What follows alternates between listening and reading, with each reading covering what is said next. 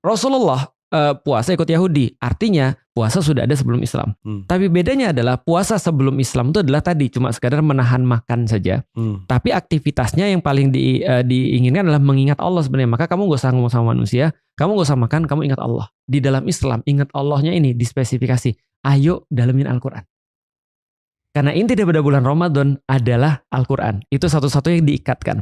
Maka baru muncul ayat yang lain kan. Ayat yang lain di dalam Islam adalah wahai orang-orang yang beriman, diperintahkan pada kalian untuk berpuasa. Seperti orang-orang zaman dulu sudah berpuasa. Supaya kamu menjadi bertakwa. Itu tujuan berpuasa.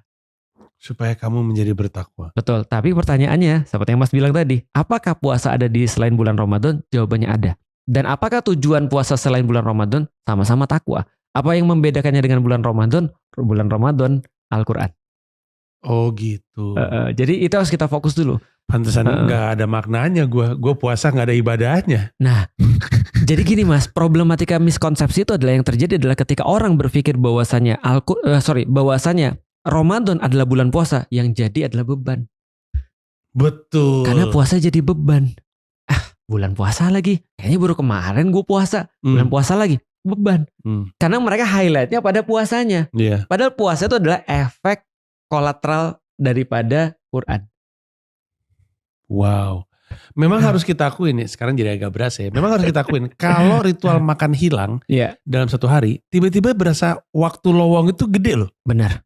Dan biasanya kalau kita balik ya, jadi gini. Kapan Mas dalam hidup kita dipanggil-panggil mak kita, makan, Panji, makan, Lik, makan. Udah dibilang berkali-kali makan. Sebentar mah, lagi ngapain? Main. Kenapa main itu lebih menarik daripada makan? Karena lebih fokus. Iya, minat aja. Nah, seperti itulah harusnya interaksi kita dengan Al-Quran. Keren. Seolah-olah Allah bilang gini, harusnya sih kamu dipanggil makan kamu nggak mau, bukan karena apa? Karena ini lebih menarik bagi kamu. Nah, ini justru yang menjadi highlight di dalam Al-Quran. Maka dikatakan syahrul Ramadan alladzi unzila fihil Quran. Ini yang menarik bagi kamu harusnya. Ayo fokus ke sini. Yang itu nanti aja. Itu ada waktunya. Itu maksudnya. Nah, makanya kalau kita bicara apa yang terus kemudian kita tahan atau apa yang kemudian kita abaikan ketika di dalam bulan Ramadan ada dua.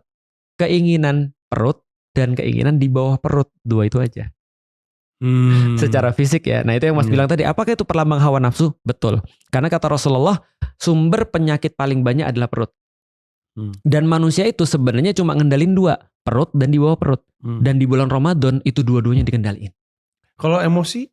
Emosi itu non fisik, tidak termasuk yang dalam tanda kutip membatalkan atau tidak membatalkan puasa. Oke, saya mulai